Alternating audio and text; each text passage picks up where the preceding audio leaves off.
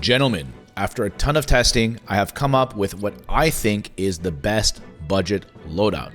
So we're going to be talking about for launch what the best budget loadout is that you can run. Now, this is not going to be available the second you open the game. There is going to require a little bit of unlocks, but this is all things that are accessible very, very, very early on to progression.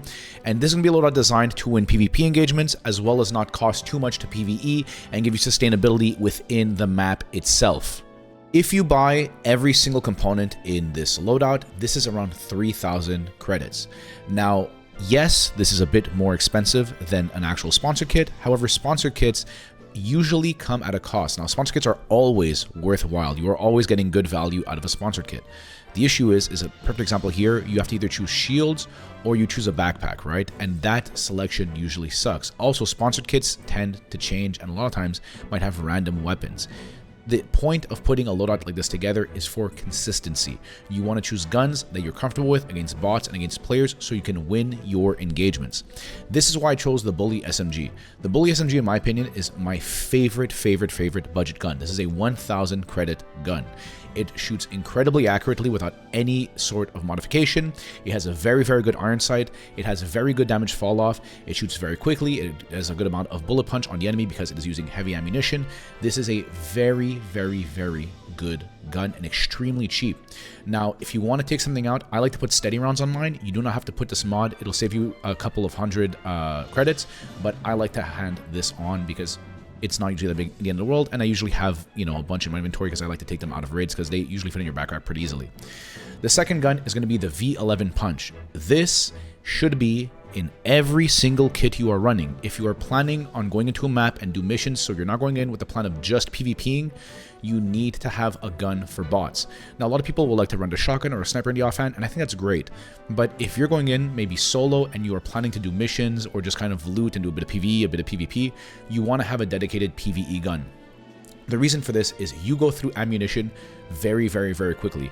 And ammunition can get very expensive very fast, right? Even if you're doing the trade-ins, 2 unstable leads goes through a lot, especially when it's only 40 rounds. Like, that's just not a lot. And sometimes to kill a bot, you'll go through like a clip and a half or something, right? It's actually insane.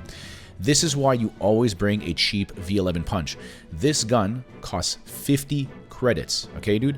Now, the thing that's the most important about this, you're gonna go to Traxxas, you're gonna want to buy this mod, Insurrection. What this does is that this increases the amount of damage you do towards NPCs. This is very, very important. Now, obviously, there's a buy limit on this, so if you run out of these, it's not the end of the world, but you always want to bring a V11 Punch or pretty much any energy weapon that you have, and then some batteries. A lot of UESC drop volt batteries. They almost always have volt batteries. And so you pretty much have an infinite supply of backup ammunition for fighting bots specifically. And because you put this little mod on it, it makes it very, very effective at killing bots. Now, a green shield, no brainer. I feel like if you're bringing a kit, you pretty much want to bring in shields. However, the backpack is kind of up to you. If I pretty much always want to run backpacks. I feel like the more space you have, the more stuff you can come out with. And like realistically, you already have such limited inventory space. You do not want to not have a backpack, especially with how much healing you have to bring and all this other stuff if you're fighting a lot. For the inventory, I always bring 1 stack of heavy. Sometimes do like a stack in a little bit because, again, this is only my PvP gun.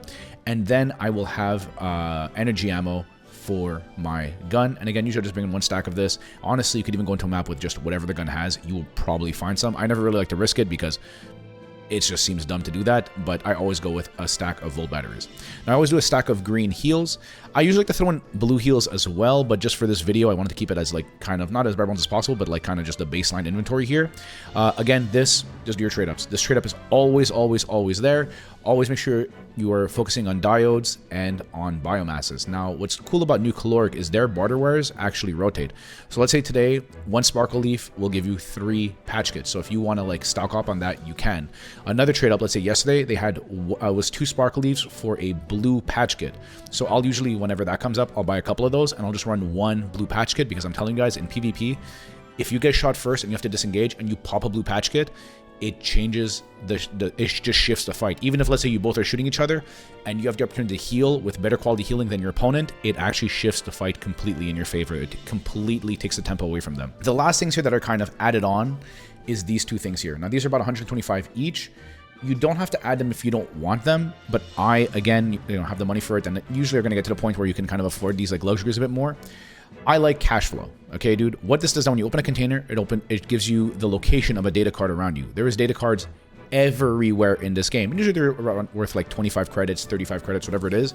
If you have cash flow active and you just go get the data cards that are like right next to you, you'll come out to like 200-300 credits just off the cards. It's actually insane how much you can get if you really spend a good amount of time on a map and just loot all the data cards. And this is money that is always with you. Even if you die, that money still gets transferred back into your vault. Now, the last thing here is energy harvesting. This gives you tactical recovery, which means that your ability recharges faster and also your passives if they have cooldown. On top of that, when you're extracting while the exfil is active, you get bonus stats. This is just kind of like a supplementary thing. Usually what I really like to focus on, I don't ever really buy the mods, but I will always just focus on anything that gives me any sort of agility. Anything that gives me agility, I find is really important. Anything that gives me extra heat, so essentially more stamina, I will take that as well. I even like to put some things like nimble fingers. Nimble fingers is something that I like to put on as well. It gives me a bit of bonus like loot speed, but pretty much I will always prioritize. If I have some like this graceful legs, boom, I'll just put some agility in there. I know it might feel weird putting in blue mods, and again, you don't really have to mod out your character for like a real budget run, but this is a game where like essentially the more you risk, the more you profit, and like, you're not taking these things to the grave. So throwing in anything that has agility is also really nice, but again, none of this stuff is mandatory. This is just kind of like the extra stuff I like to throw in to get an edge over my opponents. And that is it for the video today, gentlemen. If you guys have any questions about how to combo some shells with certain implants, whatever it might be, different loadouts, be sure to stop by my Twitch channel. I'm going to be streaming a ton on the release of Marathon. Be sure to follow my YouTube for more videos. I'll catch you guys in the next one.